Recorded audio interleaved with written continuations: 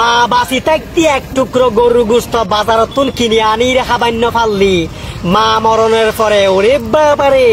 3 লাখ টিয়া 5 লাখ টিয়া দি গরু কিনিরি পুরো সমাজ পুরো এলাকা বন্ধু বান্ধব বিয়া গুলিরে খাবর তোর মেজান তোর মুখ বেড়ে মেলা মারিবু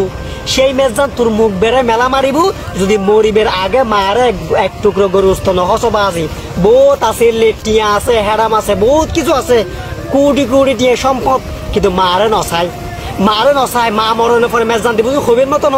মানে 5 লাখ টাকা দিদি 5 লাখ টাকা দিয়ে গরু লইয়ে দে ইনি দাম নাই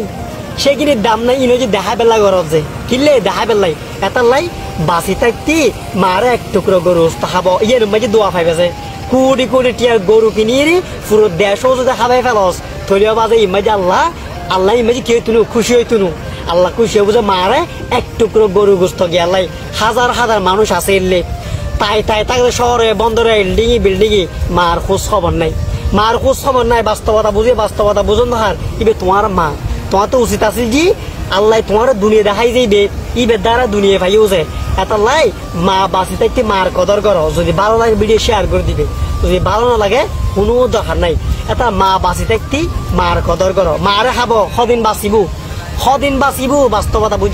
বুঝুন দরকার এটা লাই বাঁচি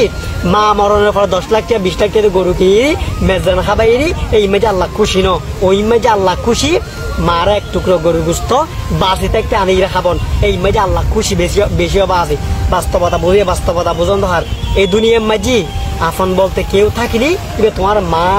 মা আর নবী শেষ নবী হযরত মুহাম্মদ সাল্লাল্লাহু আলাইহি সাল্লাম হইছে কি মা হঠাৎ 3 বার আর মাই আপন বিয়া গুল ছাড়ে দেবে গই বিপদ আপদে কিন্তু মা তাই যাবে গই এতলা ফাইলি মারে কদর করো বাঁচি থাকতে ভালো থাকিবে ধন্যবাদ।